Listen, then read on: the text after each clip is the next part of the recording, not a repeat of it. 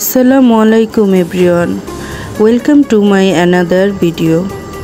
আপনাদের সাথে আজকে আমি শেয়ার করব ঝটপট যে একটি স্ন্যাক্স, যেটা কিনা যে কোনো বিকেলের নাস্তায় অথবা হঠাৎ কোনো গেস্ট আসলে বাচ্চাদের টিফিনে যে কোনো সময়েই ঝটপট তৈরি করে দেয়া যায়, যদি আপনার পুরটা আগে থেকে তৈরি করা থাকে।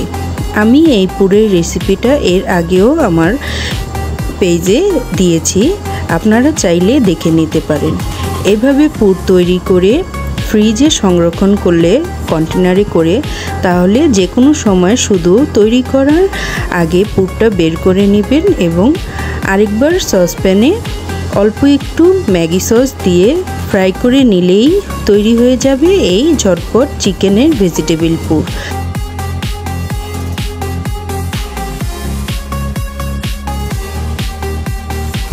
বনের জন্য এখানে আমি যেভাবে পিজার ডো তৈরি করা হয় ঠিক সেভাবেই আমি বনের জন্য ডো তৈরি করে নিয়েছি আগে থেকেই।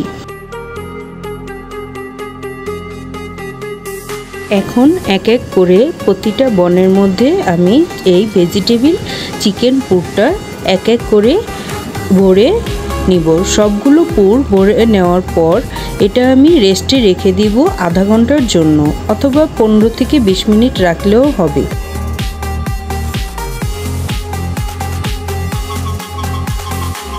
আমার রেসিপিগুলি ভালো লাগলে লাইক কমেন্ট করবেন এবং শেয়ার করে দিবেন আপনাদের বন্ধুরাও যাতে দেখতে পারে এরকম ঝটপট রেসিপিগুলি।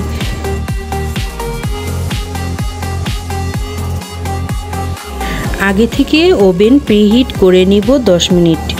প্রিহিট করা ওভেনে আমি এখন 200 ডিগ্রি তাপমাত্রায় আমি এটা বেক করে নিব 7 থেকে 8 মিনিটের মতো, অথবা আপনাদের কারেন্টের উপর ডিপেন্ড করে টেম্পারেচার কম বেশ হতে পারে, সেটা দেখে বুঝে করতে হবে। 7 মিনিট পর আমি বানটা ওভেন থেকে বের করে এর মধ্যে আমি উপর দিয়ে একটু ডিম ব্রাশ করে তারপর কিছু সাদা তিল ছড়িয়ে দিব কালারের জন্য। এইটা আমি প্রথমেও করতে পারতাম, বাট প্রথমে করলে দেখা যায় কালারটা খুব সুন্দর আসে না।